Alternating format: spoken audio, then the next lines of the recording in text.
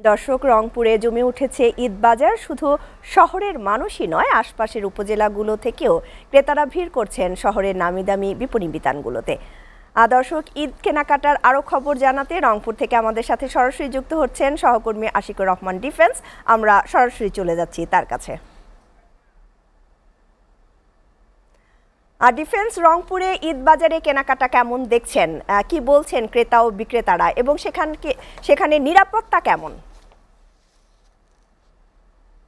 শামুল ইসলাম, আপনি যেটি বলছিলেন নিরাপত্তা ব্যবস্থার কথাই যদি সবার প্রথমে বলতে হয়, তাহলে অবশ্যই বলতে হবে যে ঈদ মার্কেটকে বা ঈদের যে কেনাকাটাকে ঘিরে রংপুর মহানগরের যে শপিং মল এবং বিপণী বিতানগুলো রয়েছে সেগুলো কিন্তু একদম নিরাপত্তার চাদরে মুড়িয়ে ফেলা হয়েছে। রংপুরের কথা যদি বলতে হয়, বিশেষভাবে বলতে হবে যে মাগরিবের নামাজের পর অর্থাৎ ইফতারের প্রায় 1 ঘন্টা পর, তারাবি শেষ হওয়ার পর থেকে কিন্তু জমে ওঠে এই কেনাকাটার বাজারটা মানুষজন নামে, এবং মধ্যরাত অবধি কিন্তু চলে। আমরা এই যে রমজান শুরুর পর থেকে এই যে ঈদ বাজারটা শুরু হয়েছে, এখন পর্যন্ত আমরা বড় ধরনের কোনো অপ্রীতিকর ঘটনার সংবাদ পাইনি বা কোনো ছিনতাইয়ের ঘটনা পাইনি। মানুষ নির্বিঘ্নেই কেনাকাটা করছে এবং শপিং মলগুলোতে আমরা উপচে পড়া ভিড় দেখি তারাবির পর থেকে। এখন যেহেতু কিছুক্ষণ আগে ইফতার হয়েছে, আমি যদি একটু দেখাতে চাই, এখানে একটি আমরা শপিং মলে দৃশ্য যদি দেখাতে চাই, যে এখানে কিন্তু ঠিক এই মুহূর্তে ক্রেতার সংখ্যা কম থাকলেও বেলা যত বাড়বে, অর্থাৎ তারাবির নামাজ শেষ হওয়ার পরপরই কিন্তু খুব জমজমাট হয়ে ওঠে এই শপিং মলগুলো। এবং এখানে তাদের এবার ঈদের কিন্তু অনেক ধরনের কালেকশন রয়েছে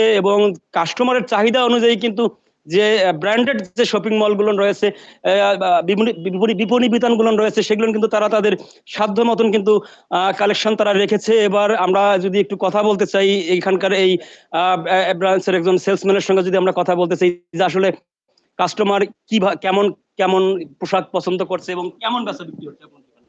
আমাদের এখানে মোটামুটি আলহামদুলিল্লাহ ভালোই হচ্ছে বিক্রি। তো তবে গতবারের তুলনায় এবার একটু রাশ কম, এই সময়টাতে আবার ফাঁকাও থাকে ইফতারের পর টাইম। তারপর হচ্ছে আর এবারের যে পছন্দ কাস্টমারদের, যেটা বুঝতেছি আর কি, যে একটু গর্জিয়াস, একটু কালারফুল, তো রংপুরের মানুষ একটু চায়। আর হচ্ছে ভেরিয়েশন ভেরিয়েশন যেখানে বেশি থাকে সেখানে একটু সেল ভালো, ফুটফল ভালো, কাস্টমার বেশি থাকে। আর আর আমাদের তো যথেষ্ট ভেরিয়েশন আছে। তারপর ভেরিয়েশন আছে, ট্র্যাডিশনাল অনেক প্রোডাক্ট আছে, যেমন থ্রি পিস, কুর্তি, গাউন।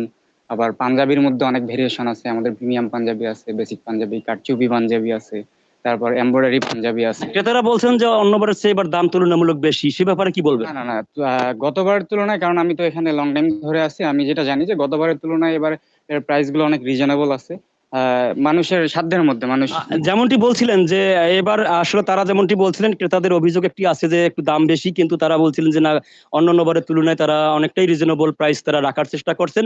যেমনটি বলছিলাম, যেহেতু এটা ইফতারের পরপরই কিন্তু আমরা এটি দেখানোর চেষ্টা করলাম, রাত যত গভীর হয় রংপুরের বাজার তত জমজমাট হয়, এবং আমরা নিরাপত্তার ব্যবস্থাটাও দেখেছি যে একদম নিরাপত্তার চাদরে মুড়িয়ে ফেলা হয়েছে রংপুরকে, যাতে করে কেনাকাটা করতে এসে কোনো ধরনের দুর্ভোগে পড়তে না পারে। আপনি জানেন যে এটি একটি বিভাগীয় শহর এবং 8 জেলা থেকে কিন্তু এখানে মানুষজন ঈদের কেনাকাটা করতে আসে। তবে শপিং মলের পাশাপাশি ফুটপাতের বাজারগুলো জমে উঠেছে। শ্যামল ইসলাম। ডিফেন্স, আপনাকে ধন্যবাদ।